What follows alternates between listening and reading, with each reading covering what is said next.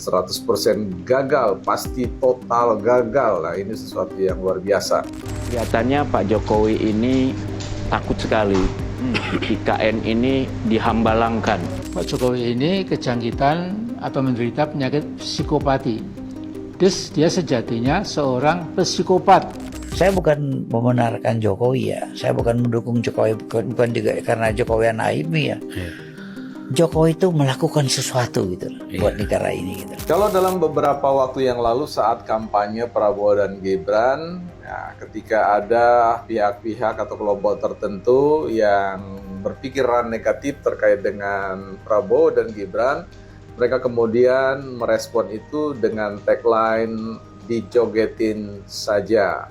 Nah, kali ini ada pihak-pihak yang kemudian juga negatif thinking terkait dengan pelaksanaan atau masa depan IKN yang dianggap 100%, ya, walaupun ini yang memberikan statement itu adalah profesor.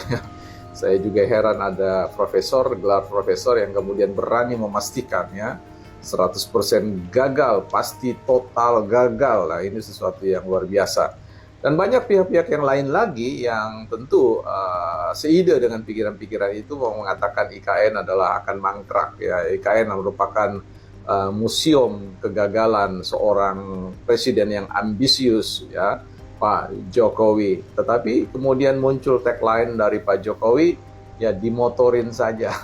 Ini tagline dari kita ya, bukan Pak Jokowi. Artinya Pak Jokowi menjawab itu semua keraguan tentang ketidakjadian untuk berkantor di ibu kota Nusantara dengan hadir ya, membawa influencer, para artis untuk bermotor bersama memeriksa kondisi IKN, membawa mereka untuk melihat, dan tentu harapannya ada kapitalisasi informasi yang akan di-influencing ya, akan disebarluaskan speed di media sosial oleh para influencer ini. Saya kira ini sebuah tingkat kecerdikan yang terus-menerus ditunjukkan oleh Pak Jokowi ketika ia diragukan untuk bisa membawa transisi Indonesia, khususnya dari ibu kota Jakarta menuju ibu kota Nusantara. Ini sesuatu yang ini loh, yang benci Pak Jokowi ini emang beda ini terakhir. Ya kok pesimis banget ya. Padahal jelas-jelas ini IKN Nusantara itu proyek jangka panjang, maksudnya ya nggak bisa langsung jadi lah, ya ada proses-prosesnya gitu lah. Kok langsung optimis 100% bakal mangkrak itu gimana coba. Parah ini memang. yang menarik untuk kita lihat bagaimana memang pertarungan politik kelihatannya mereka saling singgung, saling kadang-kadang saling beririsan ya. Nah, karena itu buat publik sekalian, teman-teman sekalian, tidak usah seserius kita melakukan katakanlah memberikan suatu dukungan tanpa kekritisan ya. Kita tidak berpihak kepada siapapun ya, pada partai manapun, pada sosok manapun kalau itu tidak berpihak pada rakyat mayoritas. Jadi keberpihakan kita adalah keberpihakan pada mayoritas, pada hak-hak hidup mereka, pada hak-hak kesejahteraan mereka, pada hak-hak kedamaian ya dalam kehidupan. Dan kita butuh sosok-sosok pemimpin yang tentunya sampai hari ini Indonesia masih memilikinya, dan kita masih percaya sangat kuat sekalipun ada banyak pihak-pihak bahkan dari partai-partai yang besar ya, partai-partai di mana Pak Jokowi sendiri hadir, sekalipun kemudian ketua umumnya memberikan statement kita main-mainkan terlebih dahulu ya, tapi kelihatannya dalam tayangan-tayangan yang bisa kita saksikan yang mau dimain-mainkan itu ya tak tergoyahkan. Justru kelihatannya ini menjadi sebuah situasi yang terbalik, bahkan mau mempermainkan ya, kalau mau mempermainkan, tapi saya kira tidaklah, hanya kesannya seperti itu. Pihak-pihak yang kemudian terus menyinyir atau terus berpikiran negatif terkait dengan apa yang dilakukan oleh Pak Jokowi ini, ya harus kemudian mencari cara bagaimana mereka harus mencari berita ya, atau mencari sudut pandang untuk mengkapitalisasi bahwa ada narasi-narasi ideologis, narasi-narasi yang sifatnya keberpihakan kepada masyarakat. Tapi sayangnya bahwa apapun yang disampaikan narasi itu hanya kembali kepada romantisme sejarah ya, selalu mengulang-ulang sejarah ya, dengan tagline jas merah, jangan melupakan sejarah. Saya kira Pak Jokowi dan kita semua tidak pernah melupakan sejarah. Bener itu, Tetapi Pak. memang harus ada yang dilupakan ya, begitu ya. Misalkan ya hengkangnya Pak Jokowi keluar dari Partai Demokrasi Indonesia Perjuangan, itu memang harus dilupakan ya. Artinya Nah, saya setuju Bang ini. Ya demi kemajuan bangsa Indonesia ini, saya pribadi selalu mendukung ini atas pembangunan IKN ini. Ini menjadi tonggak sejarah ini bagi Indonesia ini. Ya harusnya kita dukung lah. Jangan malah pesimis 100% katanya tadi. IKN bakal mangkrak. Gimana toh? Kalau gitu terus kapan Indonesia bakal maju? Ya kita lanjutkan saja videonya ini. Kereta tanpa rel atau Autonomous Rail Rapid Transit akan mulai diuji coba di Ibu Kota Nusantara pada hari ini. Kereta tanpa rel yang didatangkan dari Tiongkok telah tiba di IKN pada 1 Agustus kemarin dan akan diuji coba dilakukan bersama Presiden Joko Widodo pada hari ini. Sementara rencana pelaksanaan unjuk kerja akan dilaksanakan pada Oktober hingga Desember 2024 mendatang. Selain menjadi lokasi menaik turunkan penumpang. Ini loh, kereta tanpa rel IKN diuji coba ini. Sudah mulai diuji coba loh. Ini memang satset ini. Kita lanjutkan saja. Halte yang tersedia juga akan memiliki fasilitas pendukung sebagai tempat melakukan charging. ART ini juga akan difungsikan sebagai kendaraan penumpang bagi peserta upacara Hari Kemerdekaan RI pada 17 Agustus 2024 mendatang. Moda transportasi ini akan beroperasi di Jalan Sumbu Kebangsaan Barat dan Jalan Sumbu Kebangsaan Timur IKN dengan kecepatan jelajah 40 km. Sebelumnya, pemerintah mendatangkan total 3 transit ART untuk mobilitas IKN, di mana 2 operasional dan 1 untuk cadangan. Sedangkan total armada tersebut waktu tunggu dan headway ART mencapai 5 menit. Ini loh, mantap ini. Kok bisa ini loh. Emang boleh secepat dan semaju itu ini. Jangan ya dek ya, jangan. Ya. Ini kubu sebelah ini pasti semakin panas atas perkembangan IKN ini, atas pembangunan IKN ini. Aduh. Asam lambung ini mungkin bisa jadi naik ini. Saya bukan membenarkan Jokowi ya, saya bukan mendukung Jokowi, bukan juga karena Jokowi anak Naimi ya. Jokowi itu melakukan sesuatu gitu buat negara ini gitu. Benar, Pak. Dia bangun infrastruktur, dia turun sama rakyat, dia dia perhatikan gitu. Nah ini kalau bisa konsisten terus berjalan kan bagus negara kita. Iya kan, setiap orang punya kelemahan lah. Tapi kita harus lihat baiknya kan. Bung Karno kan hebat. Dia bangun dengan Hatta proklamasi. Kita merdeka. Nah, kita kan tidak merdeka kan tidak dikasih, direbut. Jadi tidak siap juga kan. Tapi tentu dengan kebaikan kekurangan. Tapi founders kita dengan undang-undang dasar kita segala itu excellent gitu, luar biasa. Pandangannya ke depan. Nah itu kan udah bagus. Pak Harto teruskan mulai tatanan pembangunan yang modern dengan tim ekonominya. Berjalan RIPA 1, RIPA 2, 3. Juga dengan kelebihan dan kekurangannya. Kita kan lihatnya kekurangan terus. Jadi pemimpin kita tuh turunnya nggak husnul khotimah. Bung Karno turunnya nggak enak, Pak Harto turunnya nggak enak, Habibie turunnya nggak enak, Gus Dur turunnya nggak enak, Megawati turunnya nggak enak, yang rada nggak ribut waktu SBY. Ya emang kalau dengerin orang bicara ini emang adem gitu lah. Gimana ya ini Bapak ini memang sudah tahu ini ketulusan Pak Jokowi untuk bangsa Indonesia ini. Beliau ini memikirkan cucu cicitnya nanti ini pastinya ini. Apa itu cucu cicit tak? Ya itulah yang saya maksud itulah. Memang benar kata Bapak satu ini tadi. Kelihatannya Pak Jokowi ini takut sekali IKN ini dihambalangkan. Karena dulu Pak Jokowi sering sekali menggunakan hambalang yang Gestur sengaja ya, dimangkrakkan. Setiap kali Pak SBY dianggap mengkritik, Dia datang. langsung dia bawa wartawan influencer ke Hambalang gitu, untuk menunjukkan tuh pemerintah sebelumnya hancur gitu. Jadi kelihatan ada kekhawatiran. Ini loh, jurnalis ini senior dari Tempo ini, Bapak Bambang Harimurti ini beranggapan bahwa Jokowi takut IKN dihambalangkan ini. Ini maksudnya apa sih? Maksudnya apa? Ayo kita lanjutkan ya. Pikiran sangat besar soal itu. Dan dia tahu kalau membawa wartawan malah benar-benar masyarakat tambah skeptis. Oleh karena itu dia bawa yang paling aman, yaitu influencer, dan influencer kan juga ada yang kritis. Ini adalah influencer yang jelas akan mengglorifikasi ya. Tapi tidak salah kan yang dilakukan. Saya kira kalau dari ilmu komunikasi dia merasa ini berita negatifnya terlalu banyak, terlalu berat. Saya mau seimbangkan dengan yang positif. Dari Tapi aspek PR itu adalah salah satu strategi yang itu salah satu strategi, menarik tapi dijalankan. menurut saya itu strategi yang tidak beretika ya.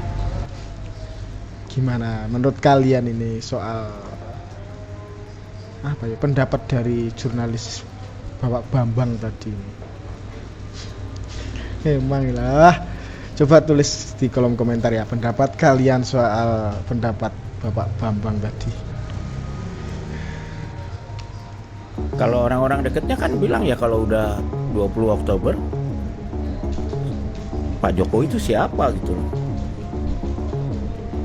Kalau Bu Mega jelas dia menguasai partai yang kursinya paling banyak di DPR. Kalau Pak Jokowi siapa coba? Setelah 20 Oktober siapa Pak Jokowi? Kalau kita dengar ya kalau Pak Jokowi sendiri bilang dia akan kembali ke Solo aja. Which is percaya? Ya kalau Seberapa percaya? ya kalau kembali ke Solonya ya mungkin aja, tapi ngapain di Solo itu soalnya. Tapi kalau kita dengar ucapan-ucapan pada publiknya Pak Prabowo kan kelihatannya Pak Prabowo berharap akan ada klub mantan presiden jadi negarawan lah, nggak usah politik praktis lagi, ya di Wongke lah dalam posisi mungkin diundang makan malam, diminta pendapatnya. Dengar ya Pak, ini loh, setelah Pak Jokowi lengser ini, setelah 20 Oktober 2024 ini, Pak Jokowi ini tetap jadi cintanya rakyat Indonesia loh. Meskipun beliau tak jadi ketua partai, ratusan juta rakyat Indonesia bakal membuktikan cintanya kepada Pak Jokowi. Ini jelas-jelas ini. Kalau ini saya bisa pastikan itu. Ya. Psikopati.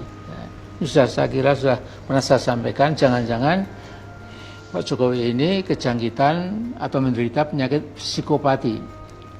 Dia sejatinya seorang psikopat.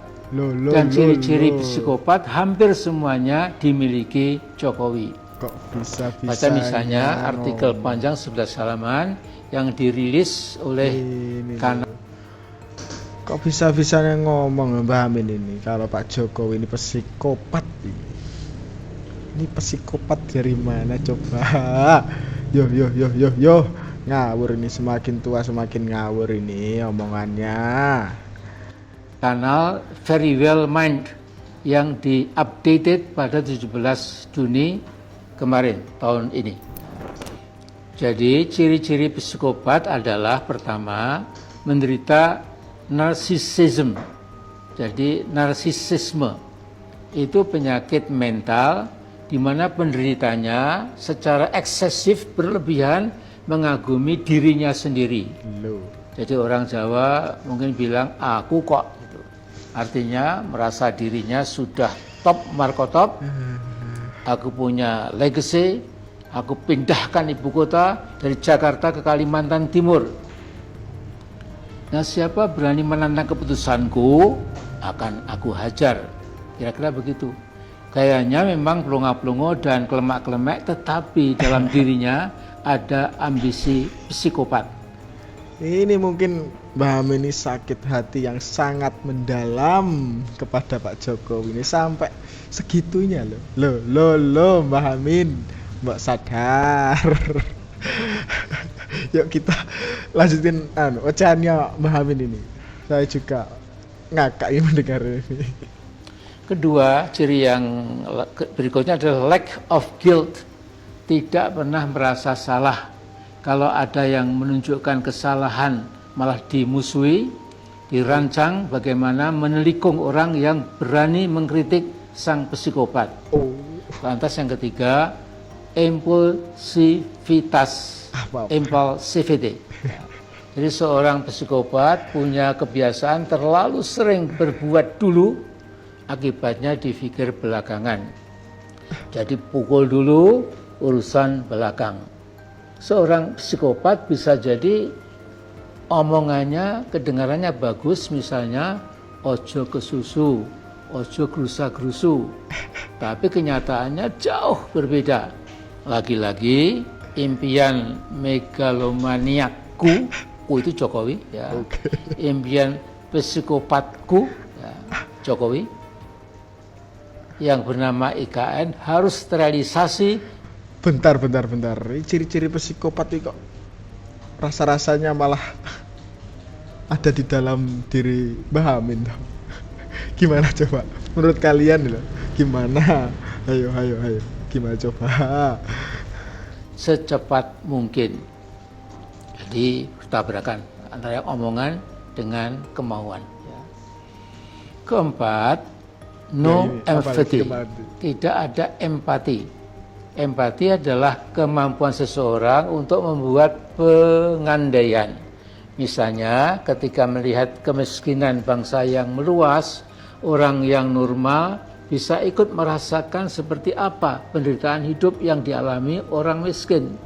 Sebaliknya, seorang psikopat hanya memikir nasib dan kehidupan dirinya sendiri, kehidupan keluarganya sendiri, maka si psikopat itu akan bilang, orang lain, who cares? Peduli amat. Oke, siap. Kelima, anti-social behavior. Anti-social behavior. Perilaku yang bersifat antisosial dalam arti fokus perhatiannya sehari semalam adalah kehidupan keluarganya sendiri. Sementara orang lain dianggap sudah punya nasib masing-masing.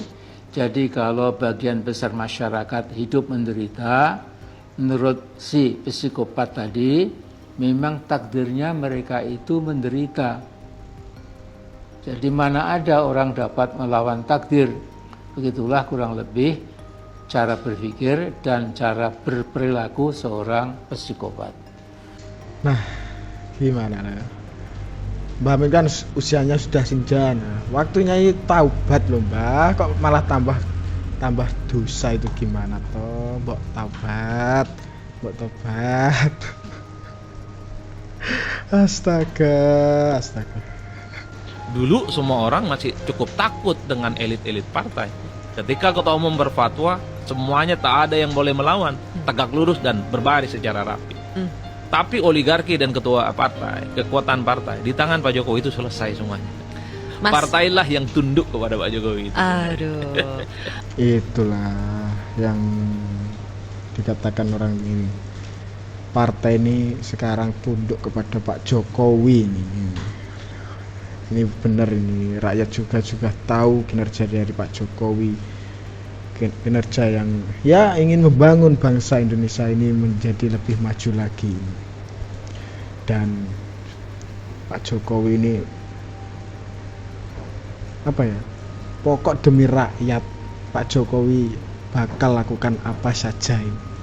Itu perkataan yang pernah diucapkan Pak Jokowi. Kita lanjutkan saja videonya.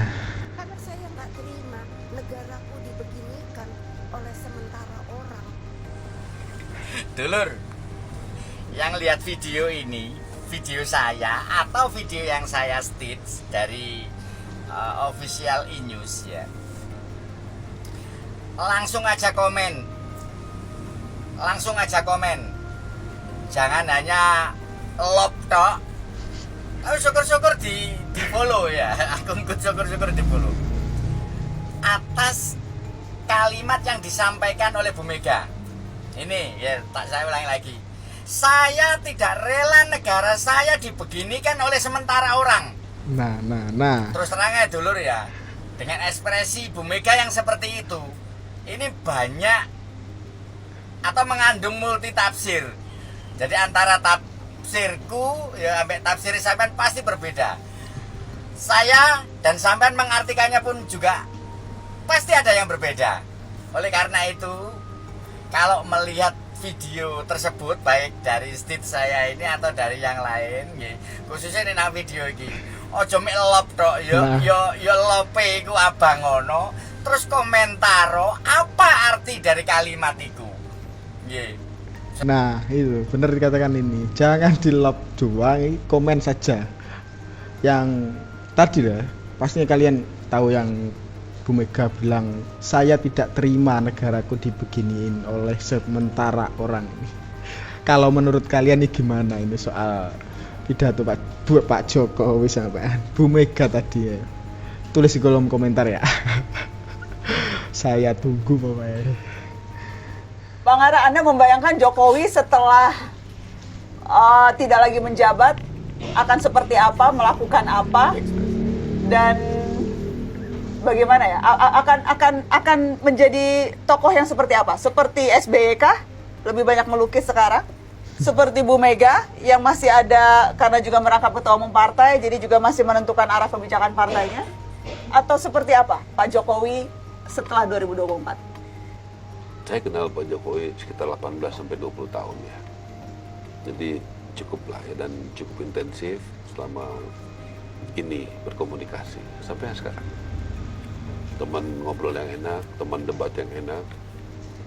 Orang-orang kayak kita ini kalau feodal pasti nggak cocok, egaliter, terbuka. Jadi kalau dia sesudah 2024 Oktober kan, jabatan pasti selesai, ya kan? Tapi kepercayaan dan pengaruh di publik pasti tidak selesai. Kenapa? Ya, kita cek aja. Presiden yang tinggal 5 bulan, 6 bulan lagi, Indonesia ada nggak yang kepuasan publiknya seperti Jokowi? Ya, paling tinggi di dunia, bukan hanya di Indonesia. Ya, ya. benar itu. Dan dulu masih ada Narendra Modi dari India, udah lewat jauh dari Jokowi. Dan apa yang seharusnya dilakukan Jokowi dengan modal kesukaan atau kepercayaan publik sedemikian tinggi, Bang? Hal yang baik dan benar buat negara ini. Hal yang baik dan benar buat negara ini. Dan proses hubungan Jokowi dan Prabowo itu sangat dalam. Sangat dalam sekali. Lebih dalam dari Bu Mega tampaknya ya? Sekarang posisinya, kalau saya lihat hubungan Jokowi dan Prabowo ini, banyak yang mencoba menggoyah. Karena banyak yang nggak happy kalau Jokowi Prabowo bersatu. Kok nggak dijawab? Aku lebih dekat dengan Bu Mega, Pak Prabowo dibanding Bu Mega sekarang. Ini loh, bisa dipastikan ini Pak Jokowi ini bakal diukir oleh tinta emas ini di negara Indonesia ini. Gimana ini? Bener banget ini yang dikatakan Bung Ara ini. Memang kepuasan publik, kepuasan masyarakat kepada kinerja Pak Jokowi memang jos, dan ini bisa dipastikan terbaik di dunia loh ini, bukan cuma di Indonesia apa gimana itu, di dunia ini. Pokoknya ini terbaik untuk Pak Jokowi ini. Permainkan terus orang yang pemaaf itu. Manfaati kebaikannya. Tikam hatinya dengan perkataan yang menyakitkan. Hancurkan kepercayaan dan kesetiaannya. Selamat, kau akan menemui versi iblis dalam dirinya. Dia akan menjadi sosok yang berbeda dari yang kau kenal sebelumnya. Sampai sini, paham kan? Pak Jokowi akan menjadi kenangan terindah bagi bangsa Indonesia ini. beliau ya memang beliau ini sudah tidak menjabat menjadi pemimpin ini lagi, tetapi beliau ini bisa dipastikan menjadi pemimpin terbaik bagi bangsa Indonesia ini. Gimana menurut kalian itu? Nah, itu tadi informasi yang dapat saya sampaikan. Jangan lupa tulis pendapat kalian di kolom komentar dan jangan lupa subscribe channel Sudut Pandang. Sekian dari saya, terima kasih.